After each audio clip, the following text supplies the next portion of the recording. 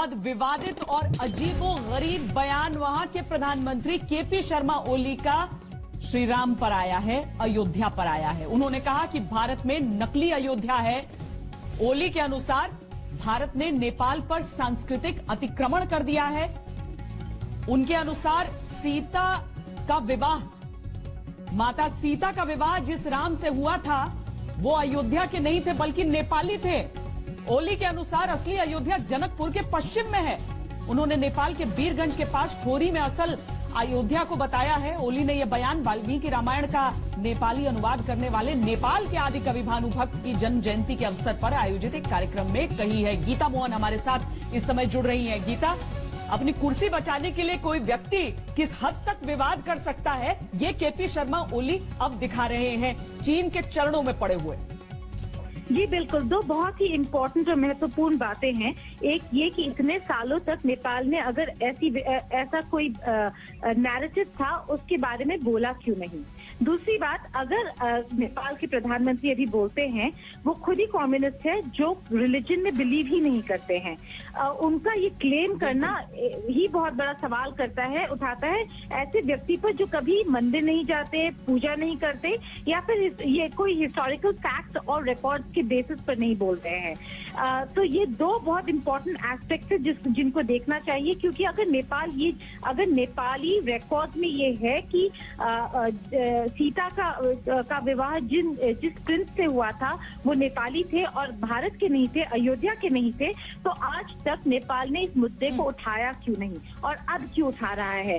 तो ये पॉलिटिसाइजेशन है रिलीजन का, जिस पर अभी तक इंडिया का रिएक्शन नहीं आया है, ना विदेश मंत्रालय से और ना यूपी सरकार से। हम एक्सपेक्ट कर रहे हैं कि यूपी सरकार भी इस पर कुछ ना कुछ बोलेगी, लेकिन अभी तक कोई रिएक्शन नहीं आया है। लेकिन ऐसी हास्यास्पद बात कही है ओली ने कि इस पर कौन क्या रिएक्ट करे। भारत हमेशा कहते आया है कि नेपाल से रोटी बेटी का संबंध है, लेकिन इस तरह से जिस तरह से ओली कर रहे हैं वो साफ तौर पर एक झल्लाए हुए राजनेता की तस्वीर दिखा रहा है, जैसे कूटनीति के क से मतलब नहीं है और धर्म तो जैसा कि आप कह रही हैं कि चूंकि उनकी विचारधारा ही वही है इस तरह की बातें करना। तब जब अयोध्या से जनकपुर की सड़क बन रही थी तब उन्हें नजर नहीं आया कि सड़क किस तरफ जा रही थी, क्योंकि भारत उसके पैसे देने के लिए तैयार था, लेकिन आज उन्हें उसकी दिशा समझ में आ रही है। बहुत शुक्रिया गीता मोहन इस पूरी बातचीत के लिए।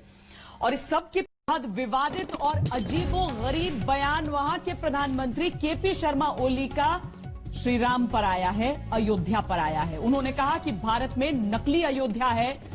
ओली के अनुसार भारत ने नेपाल पर सांस्कृतिक अतिक्रमण कर दिया है।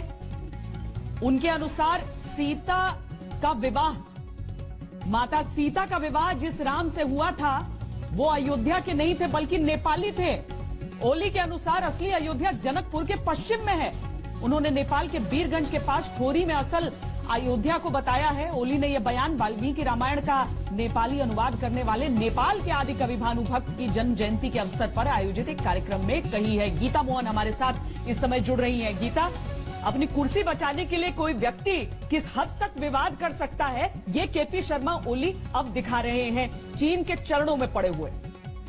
जी बिल्कुल, दो बहुत ही इम्पोर्टेंट और महत्वपूर्ण बातें हैं।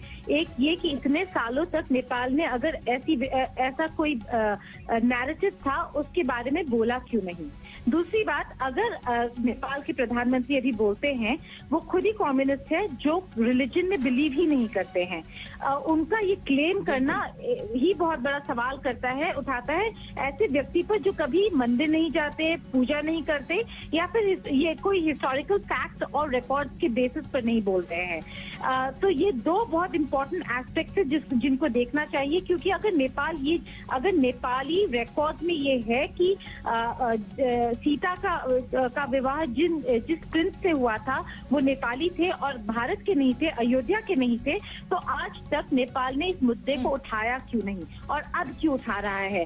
तो ये पॉलिटिसाइजेशन है रिलीजन का, जिस पर अभी तक इंडिया का रिएक्शन नहीं आया है, ना विदेश मंत्रालय से और ना यूपी सरकार से। हम एक्सपेक्ट कर रहे हैं कि यूपी सरकार भी इस पर कुछ ना कुछ बोलेगी, लेकिन अभी तक कोई रिएक्शन नहीं आया है। लेकिन ऐसी हास्यास्पद बात कही है ओली ने कि इस पर कौन क्या रिएक्ट करे। भारत हमेशा कहते आया है कि नेपाल से रोटी बेटी का संबंध है, लेकिन इस तरह से जिस तरह से ओली कर रहे हैं वो साफ तौर पर एक झल्लाए हुए राजनेता की तस्वीर दिखा रहा है, जैसे कूटनीति के क से मतलब नहीं है और धर्म तो जैसा कि आप कह रही हैं कि चूंकि उनकी विचारधारा ही वही है, इस तरह की बातें करना। तब जब अयोध्या से जनकपुर की सड़क बन रही थी तब उन्हें नजर नहीं आया कि सड़क किस तरफ जा रही थी, क्योंकि भारत उसके पैसे देने के लिए तैयार था। लेकिन आज उन्हें उसकी दिशा समझ में आ रही है। बहुत शुक्रिया गीता मोहन इस पूरी बातचीत के लिए।